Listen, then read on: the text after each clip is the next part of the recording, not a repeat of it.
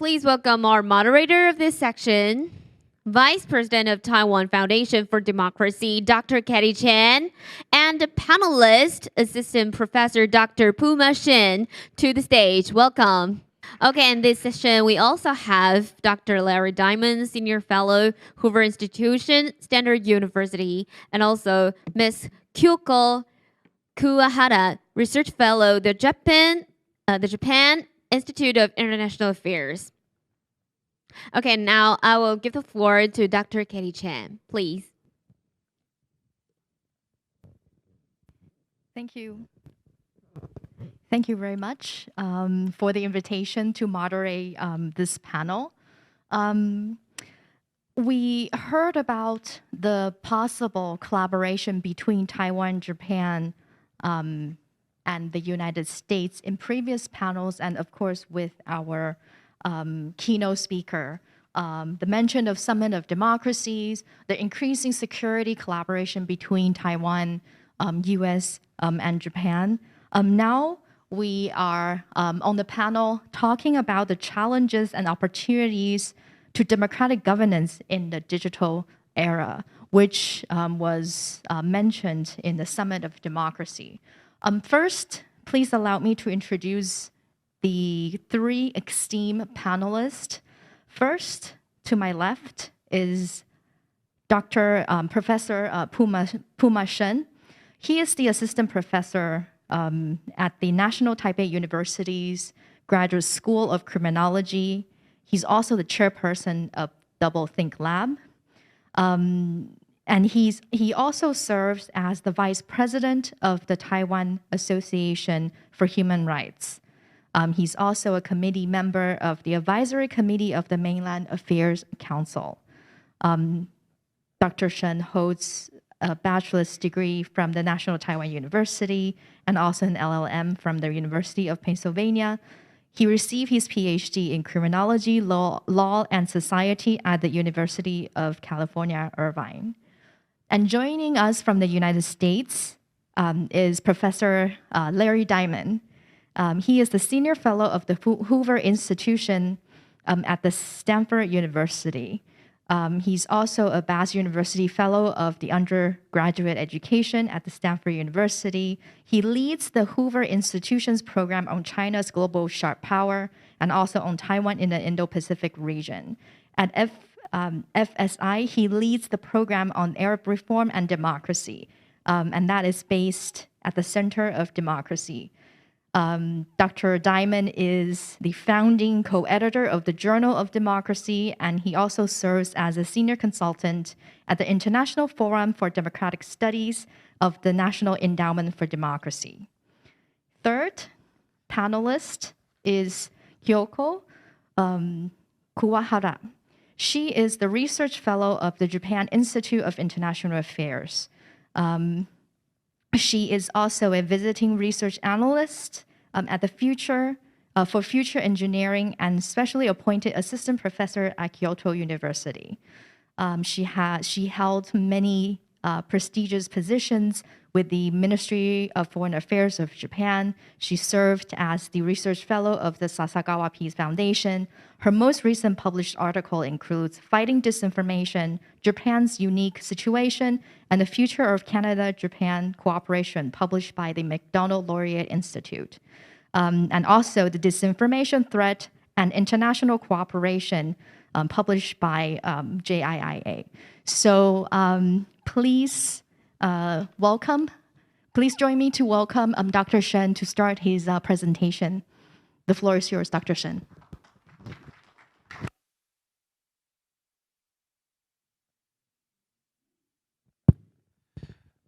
Thanks, Dr. Chen, for the introduction. So since we're tied up time, so I'll go straight forward to my presentation. So China's information operation tactics have become a threat to the world, especially in the case of Taiwan. So in addition to cyber attacks, the disinformation campaign initiated by foreign actors, especially by China, have expanded in the last 5 years. So traditionally, researchers utilize the cyber kill Chen model to explain the dissemination of disinformation. However, the motivation and the ecosystem of this model have seldom been explored. So I think for China to achieve the goal of disrupting Taiwanese society, several steps must be undertaken. First, China can hack into governmental systems, stealing and collecting information to serve its agenda. Hackers from China have launched persistent attacks around the world, targeting Taiwan in particular. These attacks are centralized.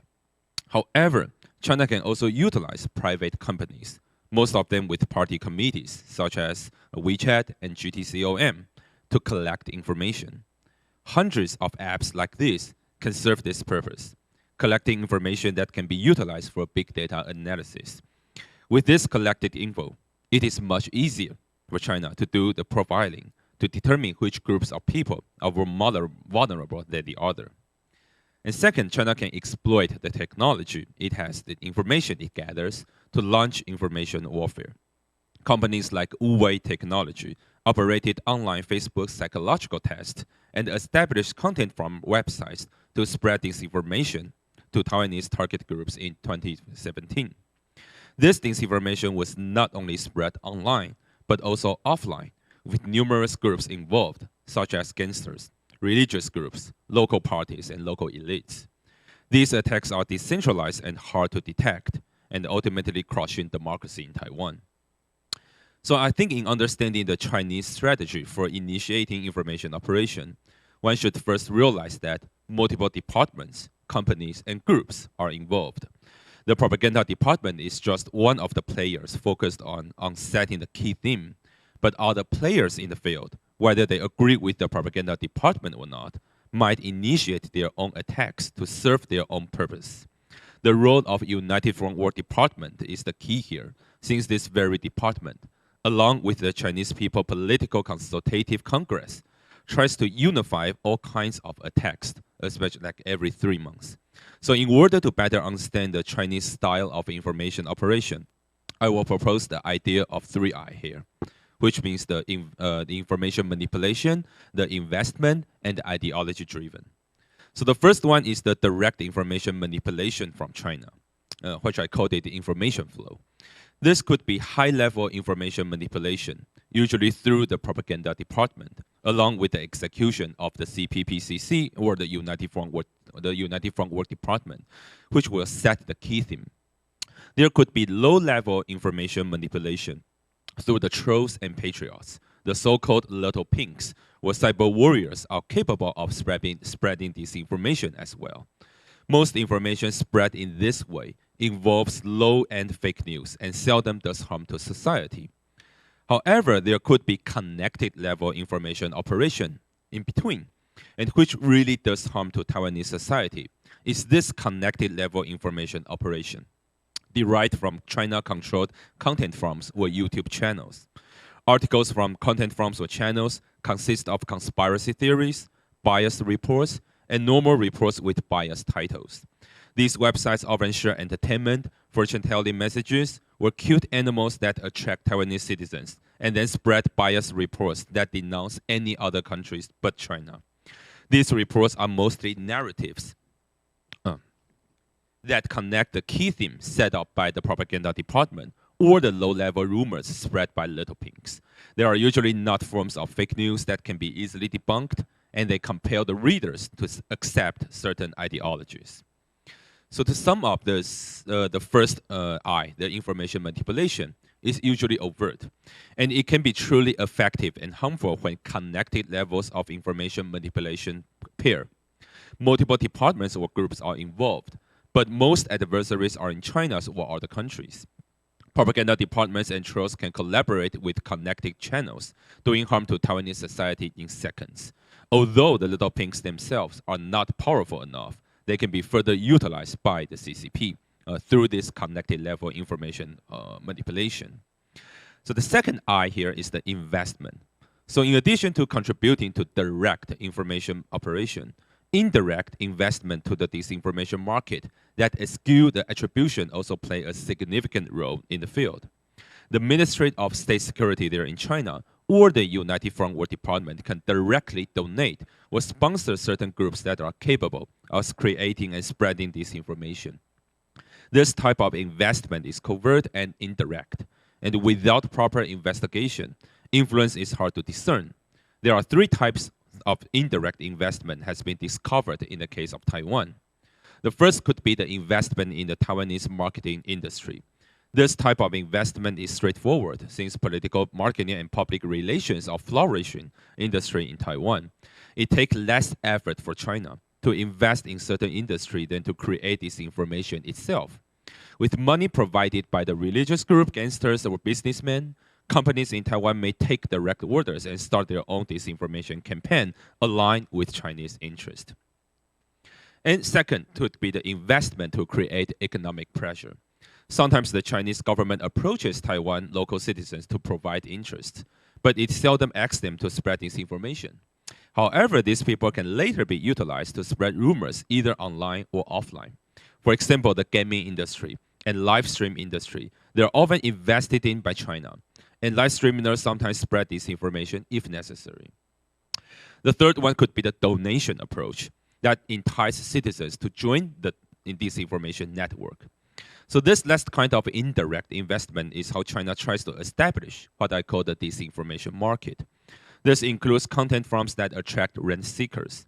So after all these content farms or YouTube channels are created, it is possible that China does not distribute articles or videos themselves. Instead, China tries to pay fan pages or private Facebook groups to spread articles, paying them in foreign currency as distributors. So in one of the groups I joined in 2019, people can make like $1,500 per month simply by disseminating pro-China articles here in Taiwan. So compared with the first one, the direct information operation, the Chinese government may have less control with the second the investment. However, economic interests still alter behavior and contribute to existing disinformation campaign. And the last one is the ideology-driven. The investment may not be necessary if the target group is already pro-China. So in the last kind of information operation here, China can simply establish the ideology market, which attracts certain groups of people who may have an incentive to criticize the government. So for example, the private-to-private chat groups could be operated by United Front workers. And United Front Work Department often shares videos or photos that can be manipulated within the group. In this way, information can be manipulated by volunteers in this group who agree with the anti-government messages and then further spread this information in an organic way. So when in the discussion of like Russian information operation, researchers often say that it is social media that has been weaponized. However, in the case of China, the citizens are being weaponized. These weaponized citizens voluntarily disseminated pro-China and anti-democracy messages, and even preaching hatred and promoting unification between China and Taiwan. And people often ask me that whether it works or not. All these strategies have to collaborate with each other in order to produce a measurable impacts. Online and offline disinformation efforts also need to speak to each other. For example, in 2019, offline information was perfectly aligned with online propaganda. But in 2019, the flow of the money stopped due to an in-depth investigation into money laundering and tensions between Taiwan and China. And I think people tended to question the information they received, which created obstacles for Chinese influence operation.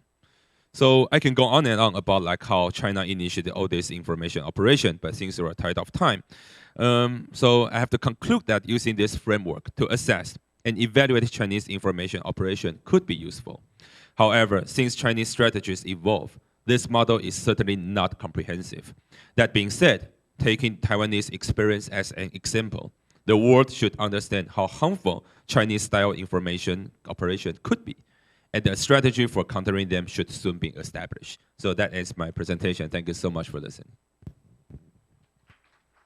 Thank you very much, Professor Shen, for very comprehensively and effectively categorize China's information or information warfare against Taiwan, and for developing the 3 I's so we could further understand the kind of intrusion or corrosion of our democracy at the hands of the People's Republic of China. Next, please join me to welcome Professor Larry Diamond for his presentation and for sharing his thoughts. Larry, the floor is yours. Thank you very much. I'm going to broaden this conversation to talk more generally about the digital challenges and opportunities for democratic governance. Understand that the challenges in Taiwan and the United States are somewhat different. And in the United States now, well, I continue to be very deeply worried about Russian efforts to distort, inflame, polarize, and sabotage our democracy. And China's projection of sharp power by digital and other means.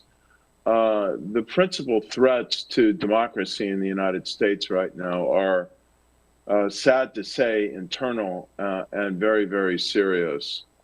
And they parallel what we're seeing in a lot of other democracies around the world, and then they intersect with the threats that are posed by authoritarian countries like Russia and China, most of all, but also Iran and others. So let me just briefly identify what I think these threats are, and then I'll talk about some possible policy and societal responses. And I will just underscore that I think one of the most important responses is the shared response among the world's liberal democracies of trying to coordinate their policy actions, share information, diagnostics, designation of threats, and so on and so forth. The general threat, of course, which forms a backdrop, a lot of this does to what Dr. Shen was saying, is the phenomenon of truth decay and the degrading of faith in objective information, science, and everything else. As a result of the way people are getting information now and the loss of standards in publishing, as so many individuals and actors have, in essence, become publishers and broadcasters. We've lost any basis of common, objective, shared information, and even a willingness to believe in science, which is heavily driving our inability to really decisively defeat and contain the COVID-19 pandemic in the United States and in Europe as well. And this truth decay is feeding domestic polarization, disinformation, conspiracy theories, and the energizing and deepening the aggravation of racial and identity animosity and fear. I call this digital tribalism. And as I'll say in a minute, this is definitely being fed and manipulated by Russia and potentially other actors, but it would be very serious even if every other international actor were completely standing apart from this and benign. Secondly is the knock-on effect of this in the decay of civic and institutional trust, which was very far along, frankly, before social media gained momentum as an important and for many citizens dominant way of getting and conveying information. And with this has gone the decay of what my colleagues Stephen Levitsky and Daniel Ziblatt identify as the two master norms of a democratic culture: mutual tolerance and mutual forbearance. And when rival political forces won't tolerate one another, don't trust one another, and won't restrain themselves from using every conceivable mechanism to try and get and maintain power, it's very hard to sustain democracy in those circumstances.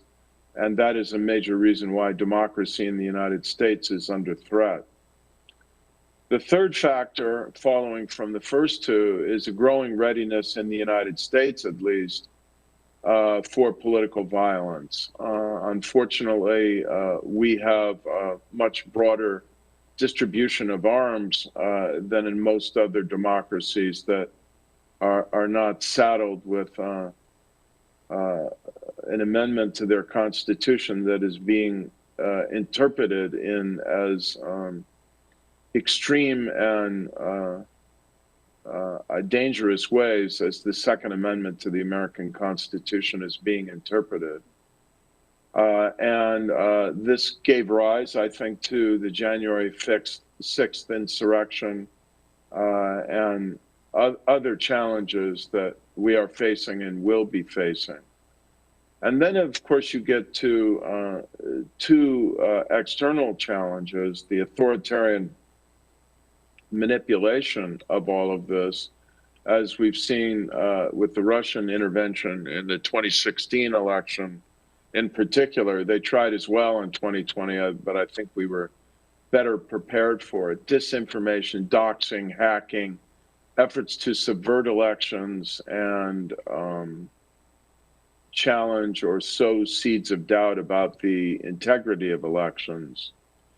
And there's real risk for cyber attacks on our democratic infrastructure, as well as our physical infrastructure, including our electricity grid.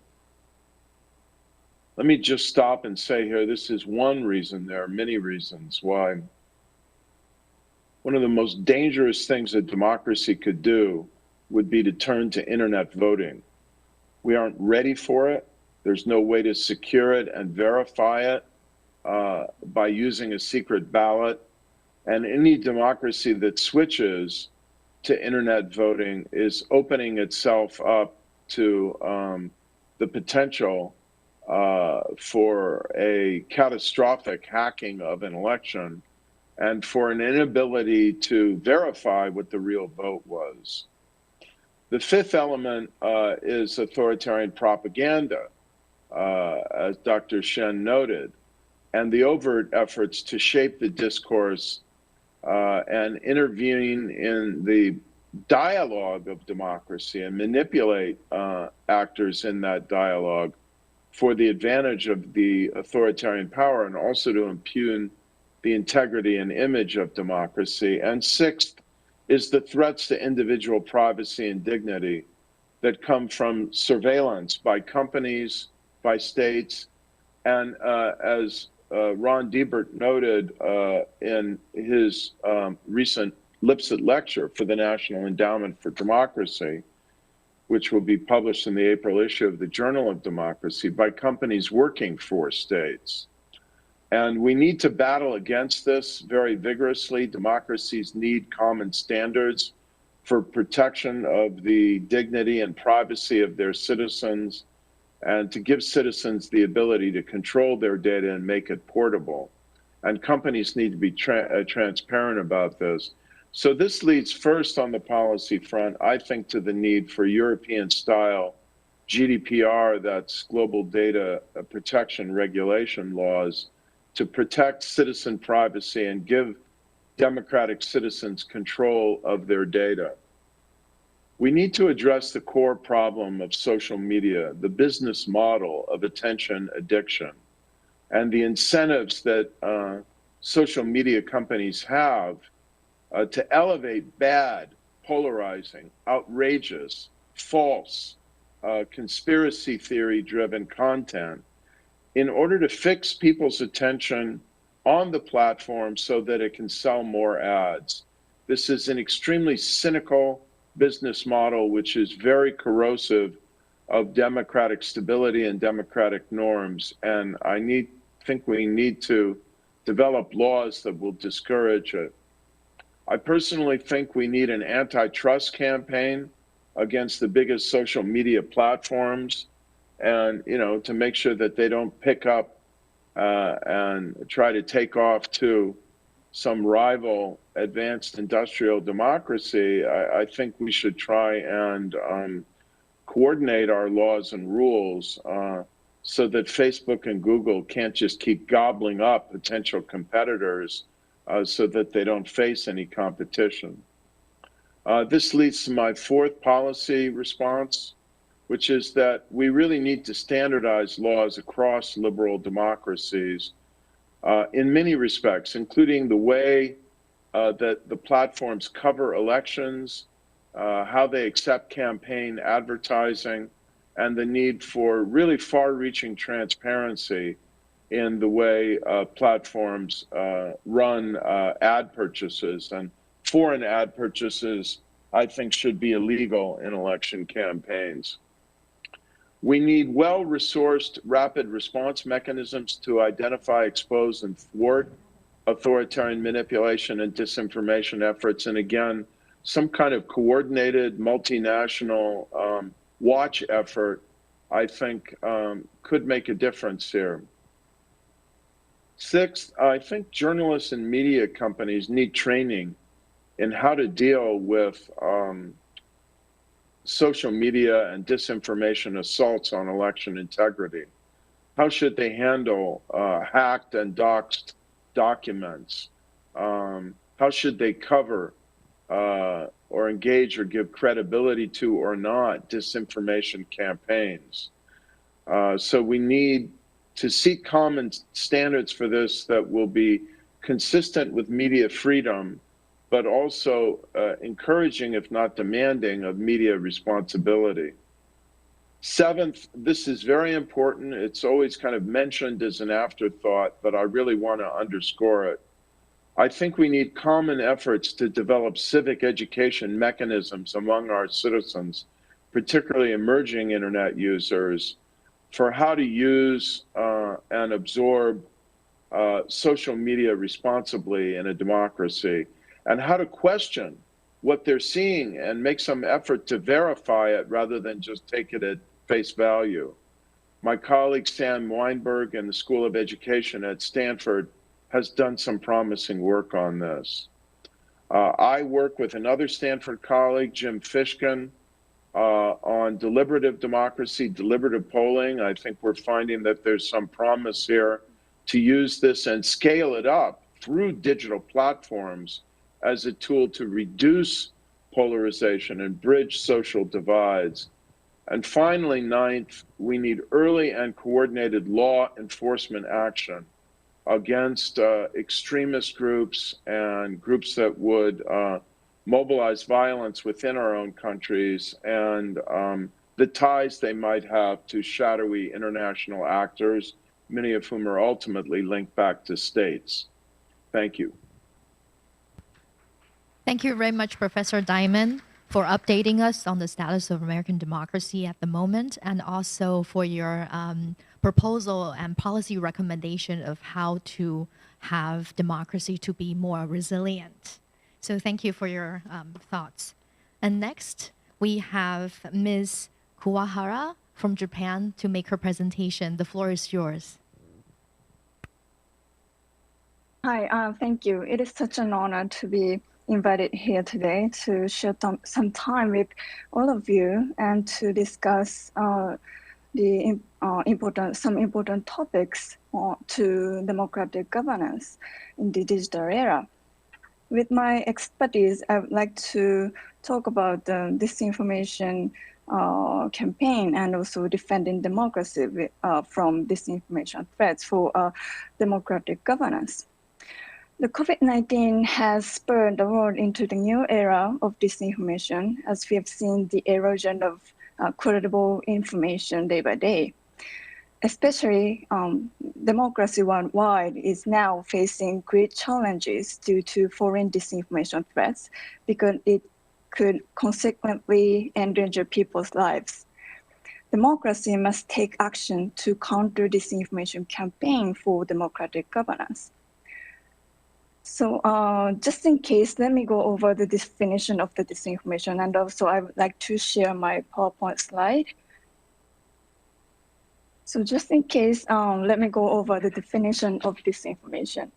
Disinformation is false or misleading information created to obtain political benefits or deceive the masses.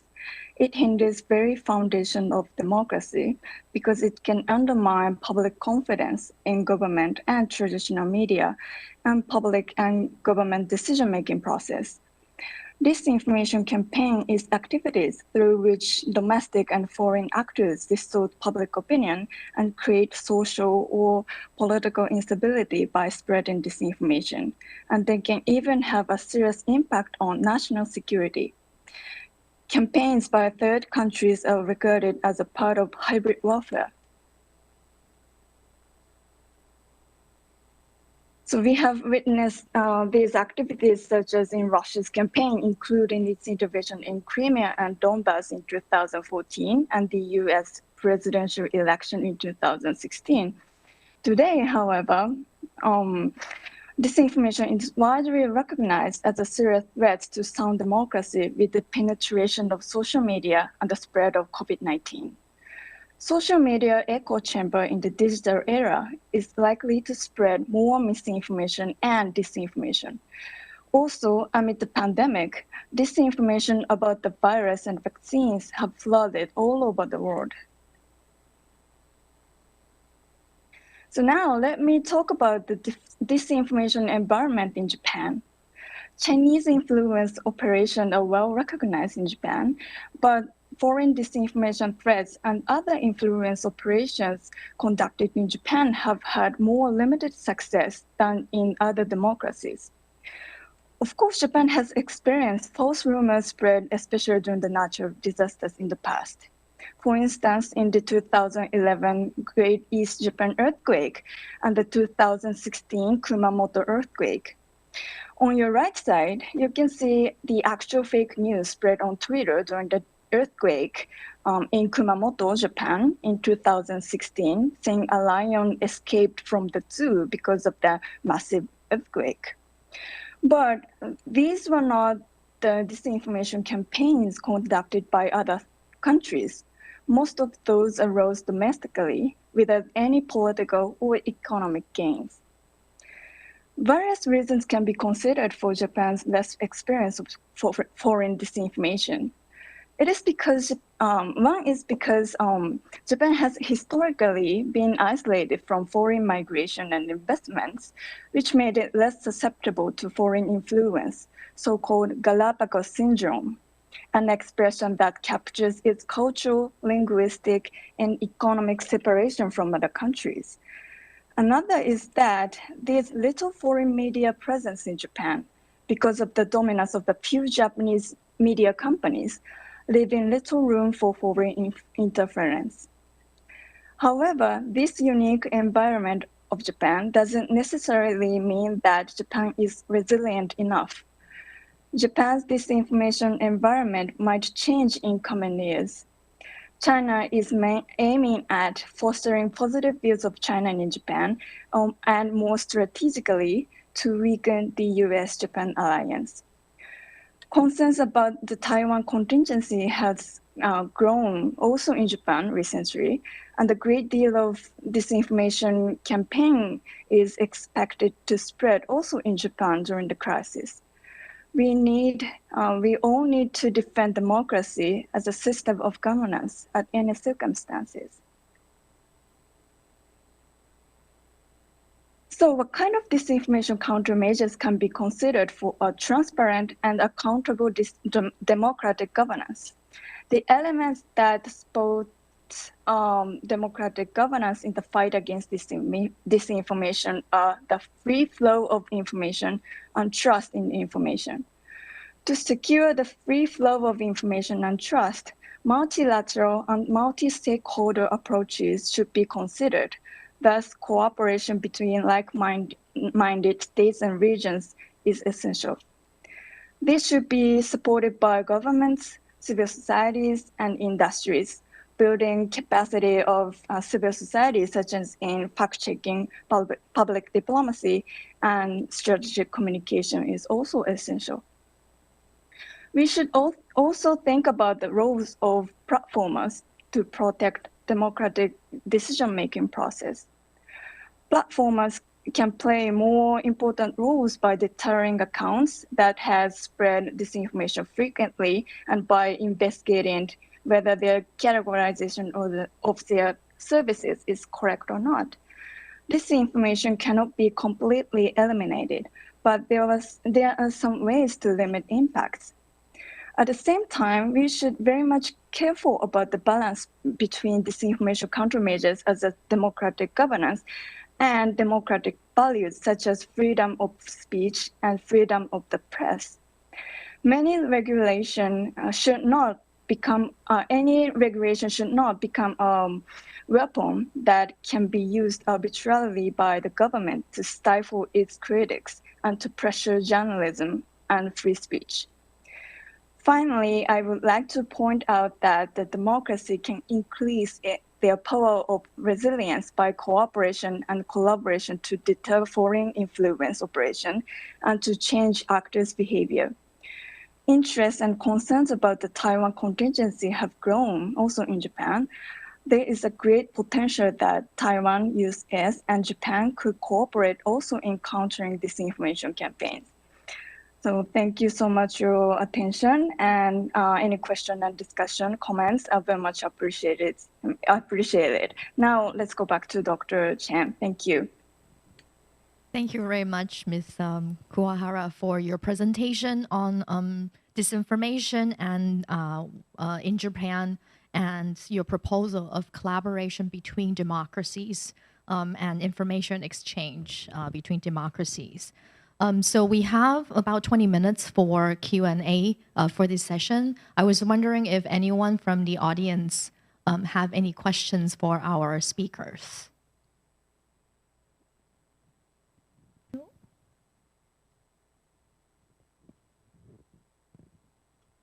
The light is kind of in my face right now. I can't see.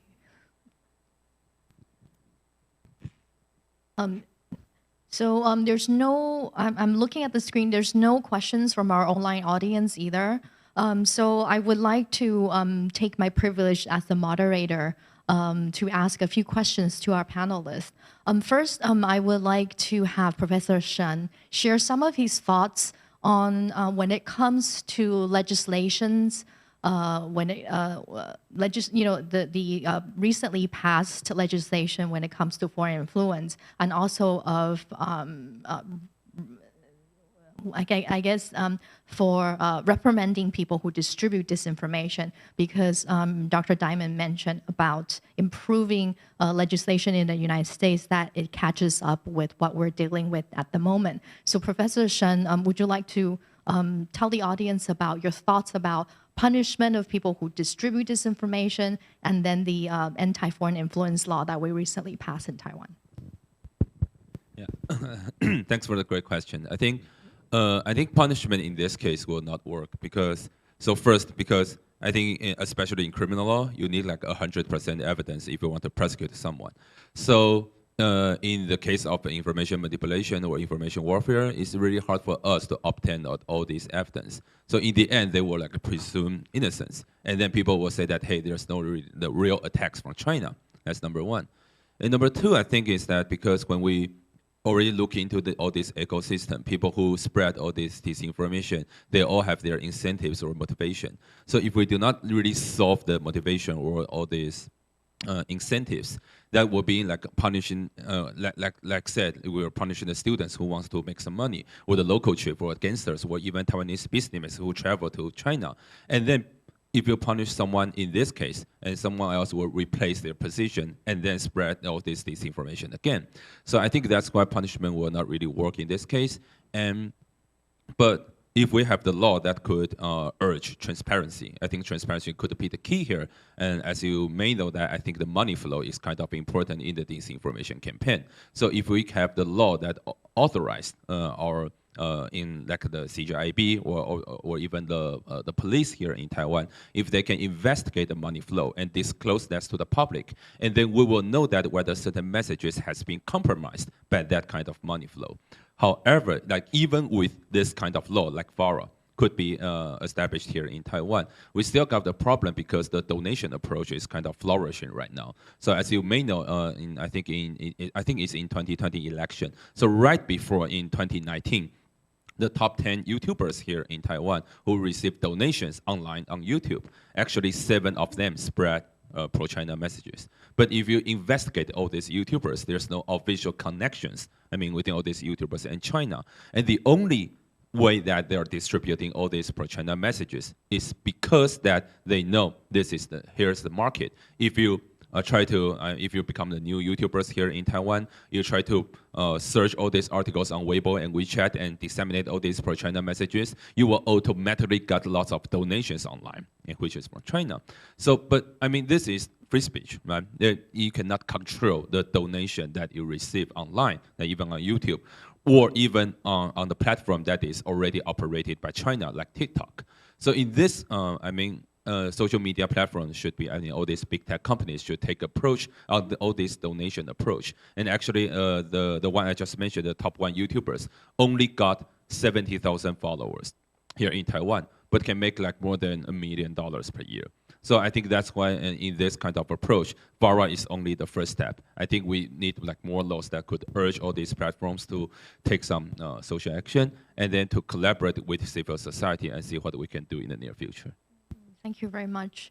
Professor Diamond also mentioned about dealing with social media and hold them responsible, hold them to a standard. And I think my next questions I would like to address Professor Diamond. I think a few weeks ago, there's an interview of you that was published where you said that we're now in the era of authoritarian encroachment, which you paint a very grim view of the future of democracy.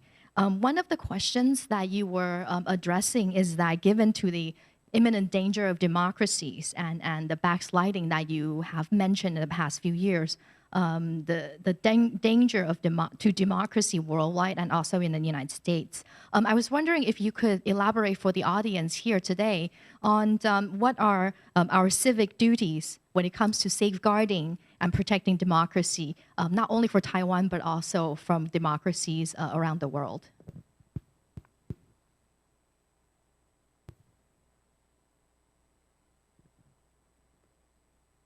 The first civic duty is to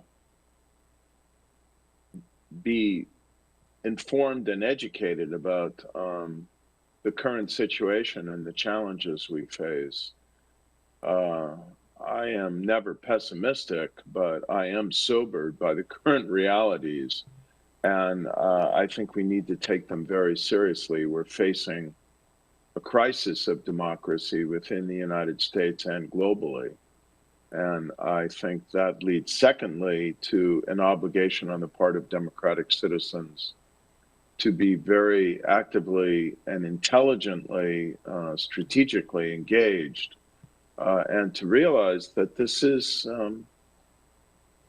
now, in the next few years, this is probably going to be one of the most important periods in their lives as democratic citizens. And it's going to call for activity and coordination and commitments of time and thought and organization far beyond what would normally be the case in a democracy. The third thing is that I think we need to govern and regulate our emotions and think with our minds and not with our passions. One of the problems of polarization is that when you approach the maelstrom, the vortex of a polarizing dynamic, you get drawn into it and you tend to demonize the other side, and it leads to a reinforcing pattern of enmity and distrust. And I think the lessons of other countries teach us that you don't generally beat authoritarian populism and illiberal dynamics by trying to mimic them. You need to go against the grain and build big bridges and try and create positive appeals that transcend. It doesn't mean you can't and shouldn't counter disinformation. I think that should be done vigorously, but we can't mimic their methods and tools. The anti-democrats, are more ruthless and cynical, and they'll always beat us at that game, which is another reason why violence is so ill-considered as a method of trying to fight this dynamic. I think that we have an obligation, and here I praise you all who have organized this meeting. I know that the Prospect Foundation has put a lot of work into this, and the Center for a New American Security. We need international dialogue and solidarity. We're seeing many of the same dynamics, both in terms of political polarization within countries, but authoritarian sharp power efforts, whether it's China's United Front tactics or Russian penetration efforts to hijack domestic organizations and international media and local politicians and use means that, as the former Australian Prime Minister Malcolm Turnbull said, are covert, coercive, or corrupting to try to undermine democracy in these countries. And so I think if we draw together to document these penetration and United Front efforts and to expose the actors and their flows of dirty money, we'll have a better chance of success. Thank you very much, Professor Diamond. I have another question for Ms. Kuwahara of your presentation on disinformation in Japan. So you gave us quite a few examples when it comes to disinformation in Japan, and also the attempt to trying to wedge differences between Japan and its democratic allies, for example, the United States. In Taiwan, we also witness such trend, trying to create trouble between the friendship between Japan and Taiwan. And I was wondering how effective you think that these disinformation is sitting in Japan right now. Do you feel that the Japanese citizens are being manipulated, and if there is any ways that Japanese civil society and law enforcement are working together to combat this troubling trend? Thank you, Dr. Chen, for giving me a question. If I answer your question, I would like to say something about the reason why Japan's has less experienced of disinformation than do in other countries. Like a lot of reasons can be considered for this. Like as I said in my presentation, there's a Galapagos syndrome, and Japan is historically, culturally, and linguistically distant from other countries.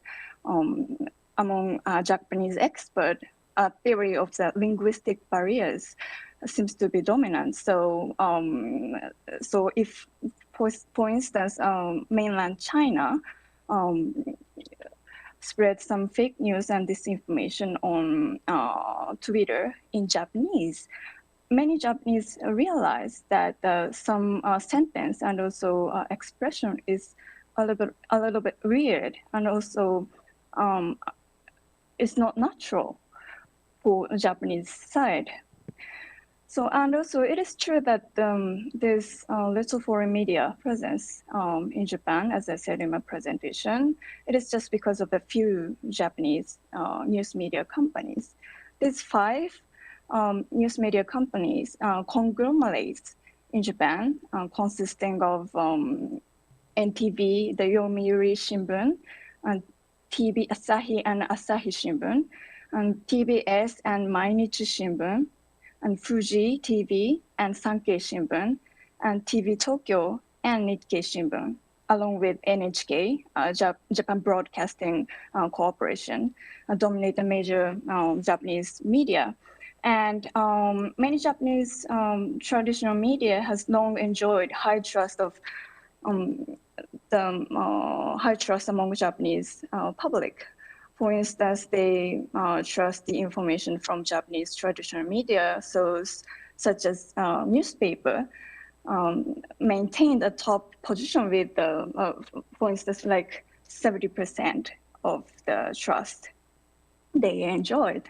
So they've been enjoying. So I think at this moment, many people saying that the reality of if Japanese people tend to trust some authoritarian claims and legitimacy, it is not the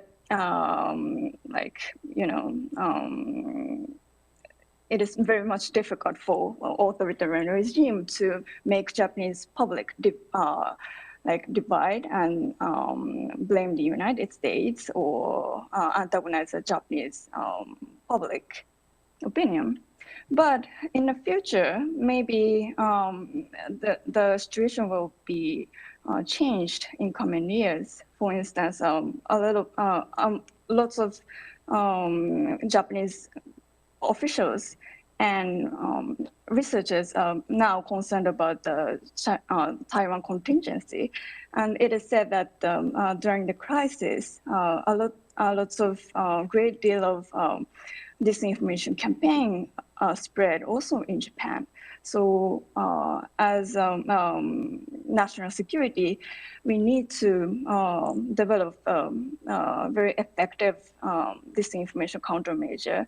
And also Japan can learn from other countries and regions, democracies such as the United States, Taiwan, to develop countermeasure of disinformation. Thank you very much for your answers and elaboration on countermeasures of disinformation in Japan and also proposing collaboration between democracies. We really don't have a lot of time left, so if the panelists, do you have any last thoughts to leave with the audience before I close the panel discussion? Anyone?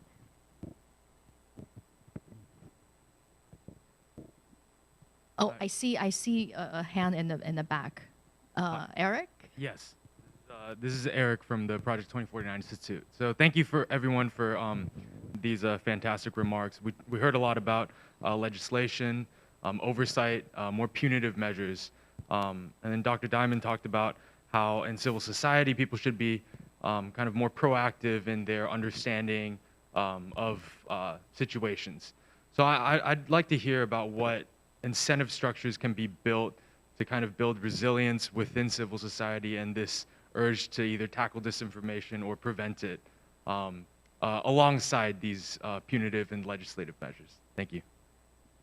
Thank you, Eric. Is your question for Professor Diamond or any of our panelists? Well, I can start. Okay. I think that a lot of civil society organizations, I think, have the incentive or, would like to save their democracy, but they don't have the content, they don't have the means, they don't have the tools. And I think we really need to have, we've started doing this a little bit in our Global Digital Policy Incubator with emerging democracies to try and give civil society leaders the tools and understanding to be vigilant and proactive in this sphere. And I think drawing them together in networks is very important. If we can turn the corner on COVID, at least somewhat, the next meeting of the World Assembly of Democracy that's sponsored by the National Endowment for Democracy is supposed to be in Taiwan about, 11 or 12 months from now.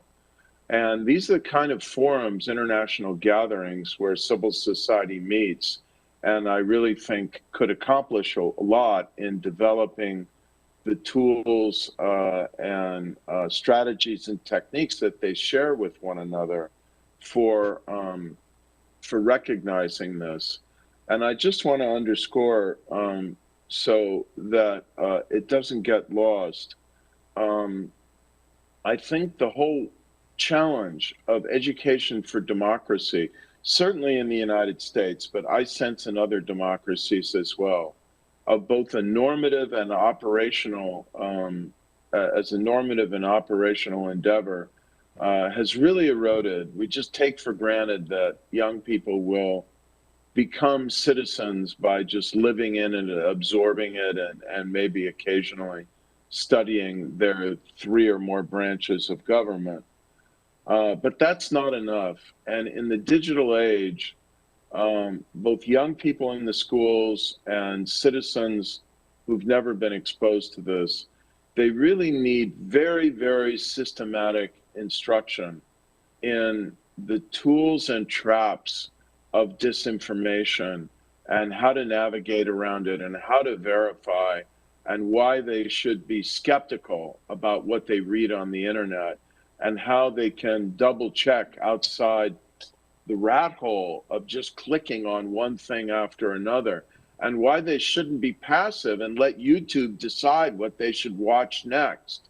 So this is not just a kind of throwaway line and, oh, we need more civic education. We need a massive, well-conceived effort to inoculate our society against these dangers.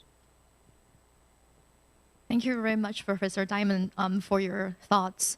We really very much look forward to the World Movement for Democracy General Assembly coming to Taipei towards the end of year next year. And as their co-partners, the Taiwan Foundation for Democracy, we really look forward to hosting you and other civil society members in Taipei in October of 2022.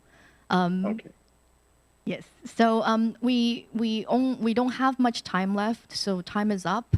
I just wanted to also mention that civil society members in Taiwan also really are doing a lot on their own to educate the public. For example, the Double Think Lab that Professor Shen is the chairman of, they have an education program to educate citizens on information literacy. So we're all working together to trying to build a better democracy for our countries and for countries around the world.